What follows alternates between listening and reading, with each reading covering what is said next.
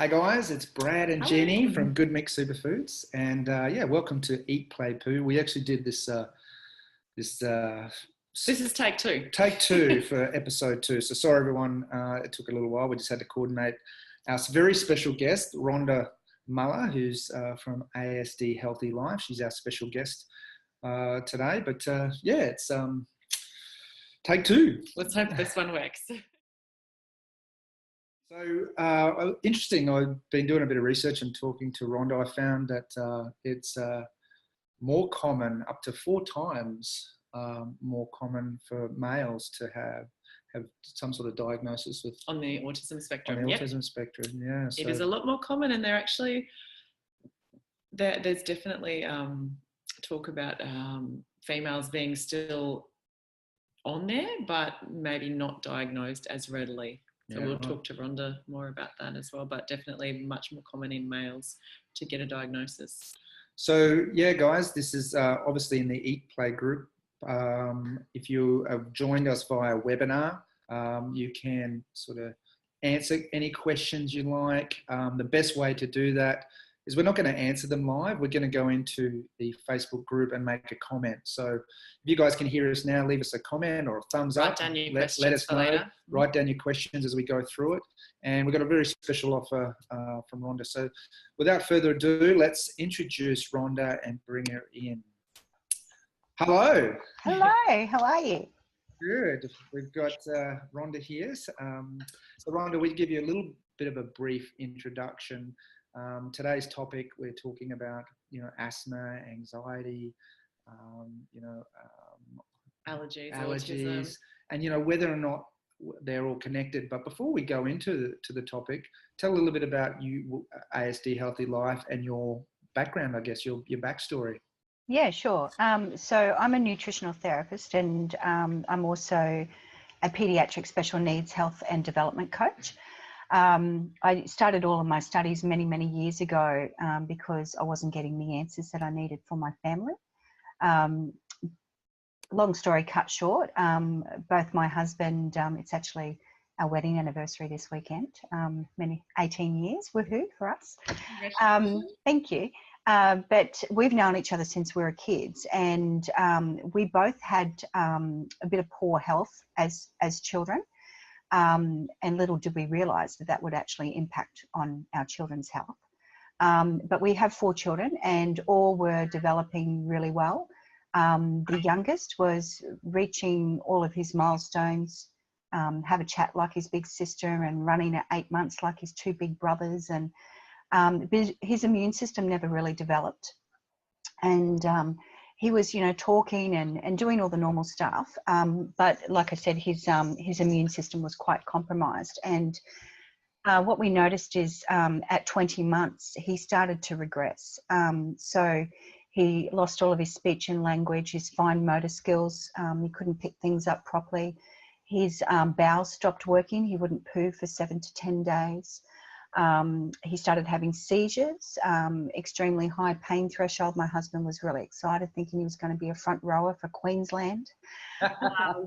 Yes, typical boy stuff. It's like religion, football in our family. His anxiety levels were really, really high as well, that we couldn't get outside the front door. He was, have to put earplugs in and a cap over his eyes, and he would cling to me. He was just, anxiety was really, really scared. He was also becoming quite non-responsive, so you'd call him and he wouldn't answer, and it was like he was in his own little bubble. Oh, bit of feedback there. You're right, can you hear me? Yes, I can hear you. Yeah. But yeah, he was always sick, so ear, nose and throat problems, asthma, pneumonia, eczema, all of these things coming in, sensory overload. He wouldn't come anywhere near me if I had buttons on. He couldn't wear a collar.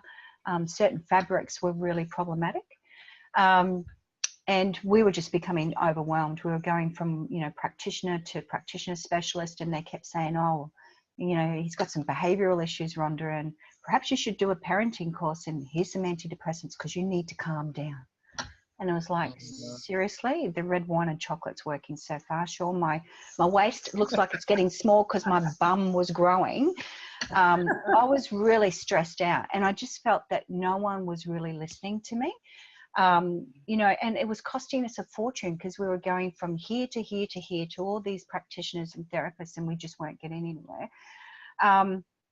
And pretty much every single time we were given a script, you know, well, here's some steroids, or here's some, you know, whatever it might be. And I kept saying, but why are these things happening? And, you know, my mother used to say, Rhonda, you ask so many questions, but you need to know why. What's the root cause? What was really going on? And no one could give me the answers. And I guess I kind of, you know, without sounding, you know, without the swearing, I had to put my bitch face on to be heard. That's how I felt. And we finally got a diagnosis after 9 months of me pushing and pushing. He was autistic. He was quite severely autistic by that stage. He was non-verbal. He was sitting in the corner, bashing his head on the ground, stimming. Life was hell on wheels.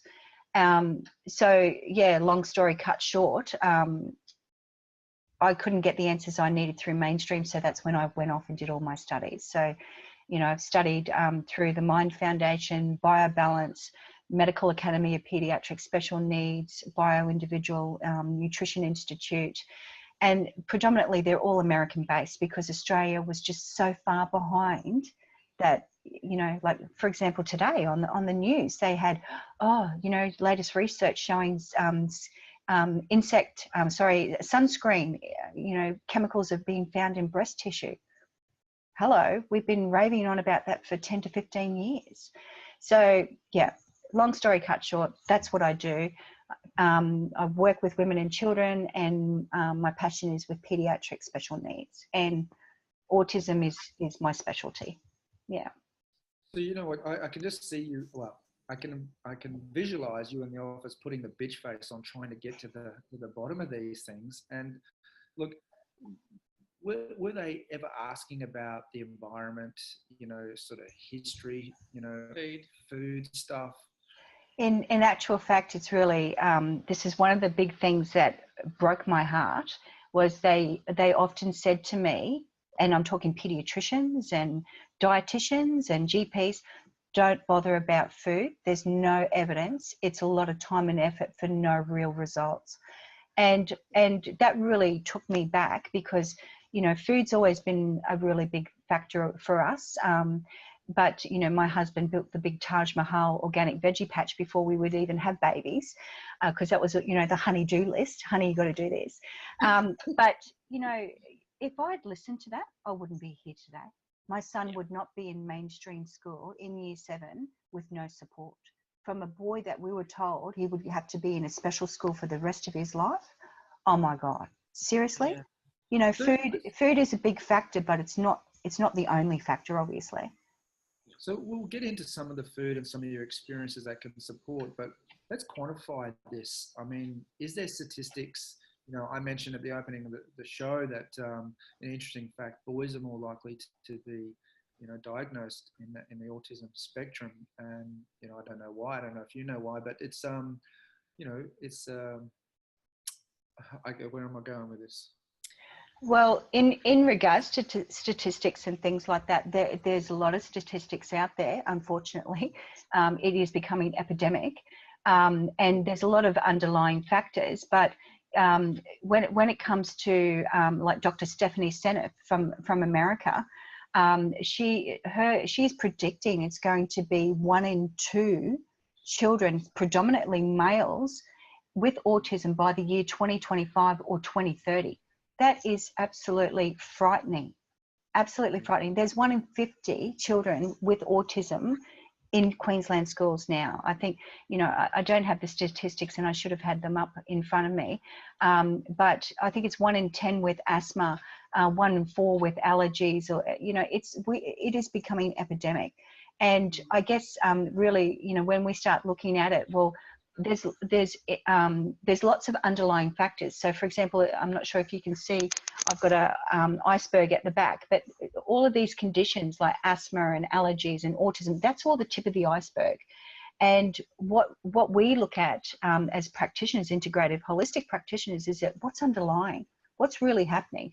And what we often find is that there's a lot of connecting conditions or symptoms.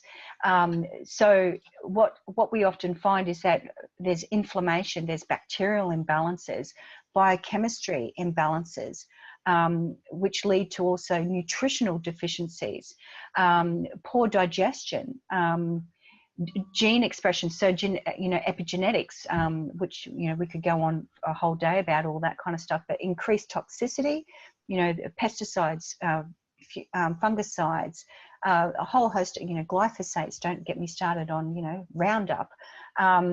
But yeah, poor diet. We have an over reliance of carbohydrates and processed foods, anything that's made in a factory or packet food. Definitely environmental factors. Wi-Fi, we're being nuked by Wi-Fi everywhere that we go, in schools, mobile phones. So there's a lot of underlying factors, yeah. I think if you kind of, well, for me, if you just, I guess, think about all those connections that they're now finding, autism, it's coming back to, gut is a huge factor in it as well. Eczema, allergies, anxiety, depression, all of this stuff is, the gut is a huge absolutely. And yeah, absolutely. And obviously in regards to the gut, well, inflammation is a massive big factor. So, we all have that natural process for inflammation if we get sick or viruses or anything like that. But when that inflammation constantly is there, that's where we get the oxidative stress and the leaky gut. And, there's a lot of things that can trigger the inflammation. So genetically modified foods, stress, like we were talking about before, poor diet, over reliance of carbohydrates and chemical exposures. So most people automatically think that, you've been sprayed. Like I grew up out at Emerald and it was nothing for us to be on our pushies and crop dusting would be coming over top of us. So that's definitely a chemical exposure, but we're also looking at, fluoride and chlorine, the foods that we're eating that, that have been sprayed. Things that we're putting on our skin, what we're washing our clothes in.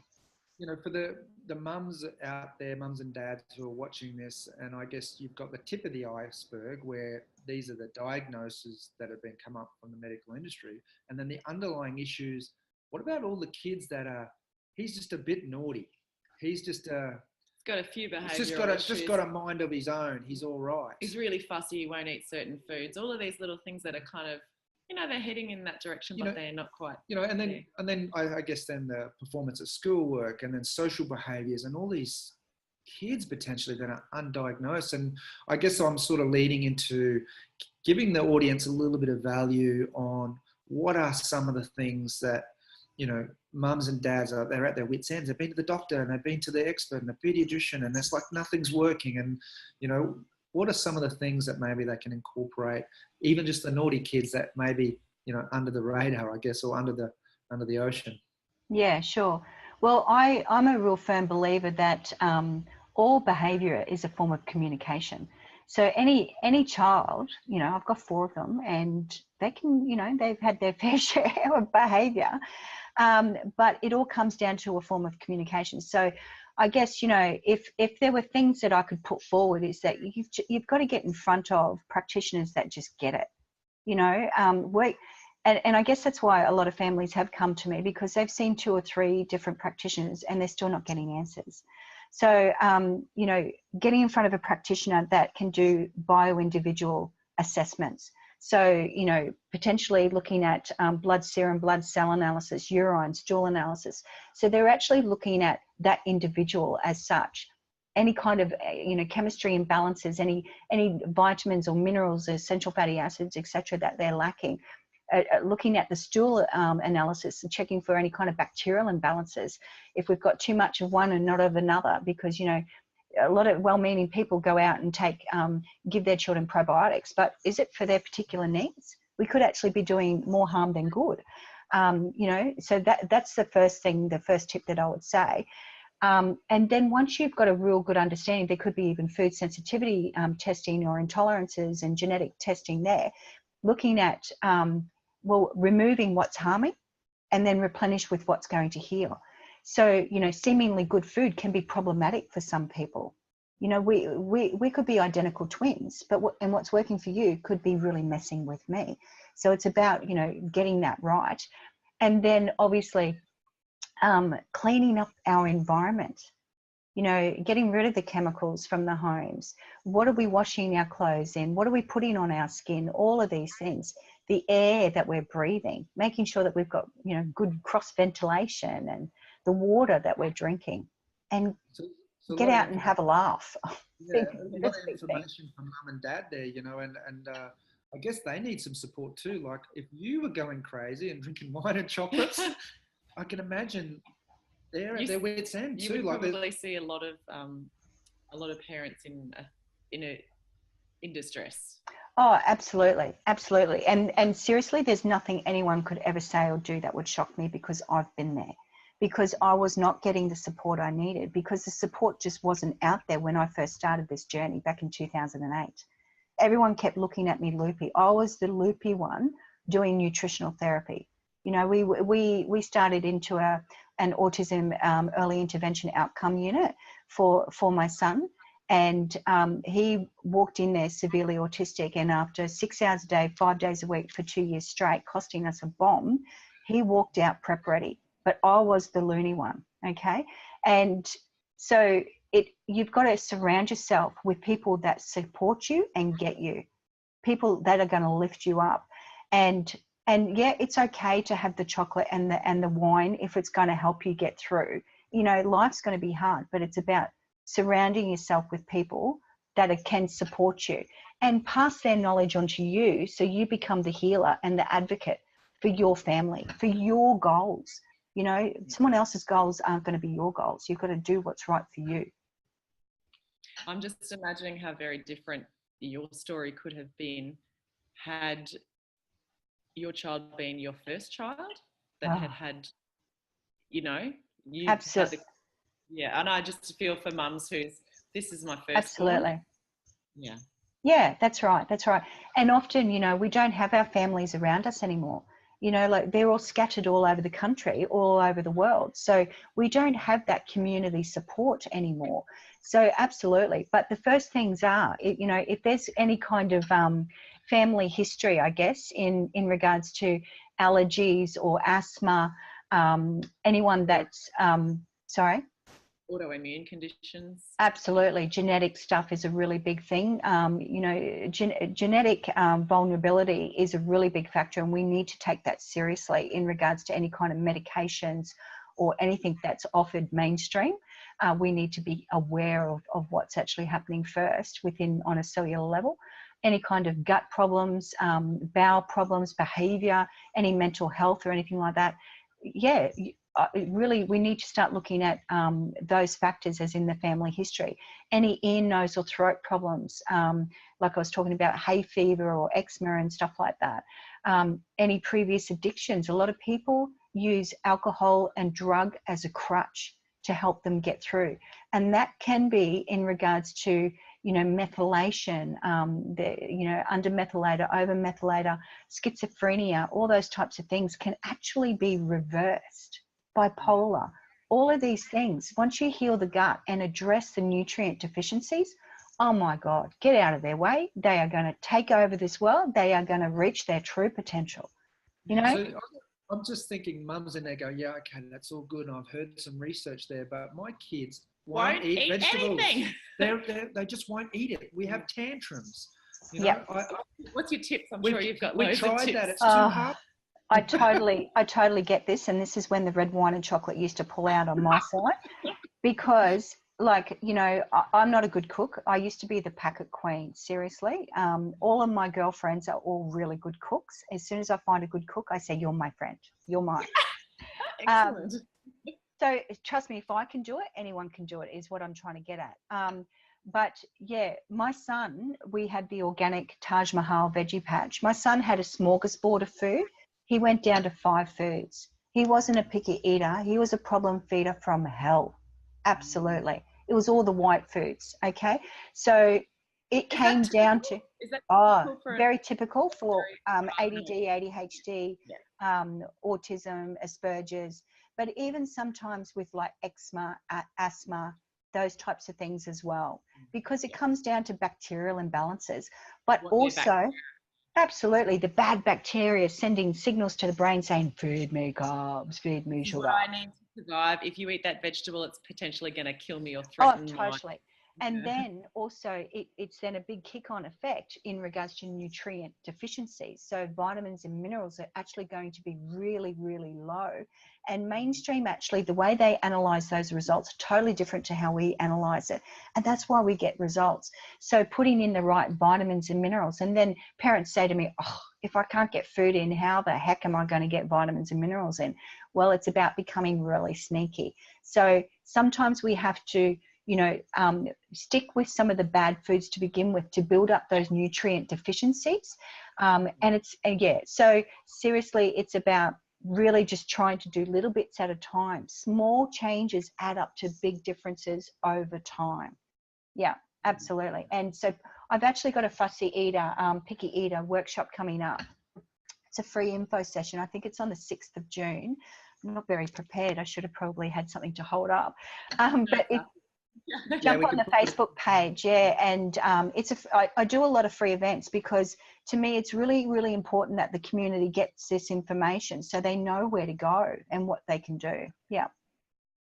So look, I think that's we could go on and on and on. I really appreciate you coming on and talking to our audience. How can we've got a special offer. Tell a little bit about where people can find out more about you. I'm going to put a link in the show notes, but we're going to offer a free appointment or a free consultation just to explain to people how that might work, how that looks. Sure. Okay. So I guess anyone that's interested in getting some more information, they can jump onto the website asdhealthylife.com.au, and on the contact section, there's an area that you can go to either just shoot me a quick message, or they can book in a free initial appointment, and that gives them the opportunity to talk about any concerns that they have, and also learn a little bit more about me, what I do, and potentially how I can support them. Because to me, it's about making sure that they're getting the education and the support,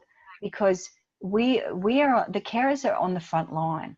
Okay, and if we're not getting the right information for our babies, for our family, or even for us, then we're not going to feel supported. And if you're trying to advocate on behalf of your child, we need to make sure that you're able to cope, you're well enough, so that you can actually put in the steps that are necessary. So, it's all about just, having a chat, and there's no obligations. It's just, give me a call even if you want on the clinic mobile, and we can go from there.